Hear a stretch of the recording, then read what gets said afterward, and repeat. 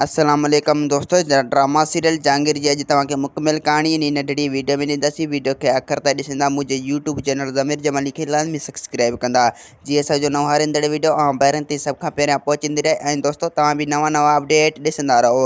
तो तव्हांजो time waste कोन था करायूं, हलूं था पंहिंजे कहाणी जी तरफ़। तो कवड़े जो छोरो ऐं कमदार जो छोरो इहे पाण में विड़ी पवंदा दीनू जी संग लाइ। ऐं ॿिए पासे कमदार कवड़े के चवंदो त तूं पंहिंजे छोरे खे सम्झा, छो जो दीनू जी संग मूंखे ॾियण लाइ। कवड़ो चवंदो त दीनू जी संग मूंखे ॾियण लाइ चटी में, बरहाल हू तुंहिंजे छोकिरे जो मंगी दी हुजे, बरहाल हू मूंखे चटी में ॾियण लाइ। ऐं ॿिए पासे नूरल खे दोस्तो रेस हाशमत खान जी धीउ गॾंदो। नूरल हुन खां पुछंदो त तूं कंहिंजी धीउ आहीं? उहा छोकिरी चवंदो त मां रेस हाशमत खान जी धीउ आहियां।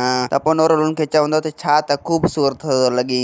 त पोइ नूरल इन सां इश्क करण में मजबूर थी वेंदो। पोइ नूरल इहो सोचींदो त मां छो न रेस हाशमत खान सां दोस्ती जो हथ वधायां। तो पोइ इश्क जे चकर में रेस हाशमत खान सां दोस्ती जो हथ वधाए छॾींदो नूरल। ऐं ॿिए पासे फतह खान दीनू खे चवंदो त असांखे हर हाल में इहा स्कूल खोलाइणी आहे। रेस हाशमत खान खे नाकाम करणो आहे। ॾिसां त हू स्कूल खोलण कीअं नथो छॾे।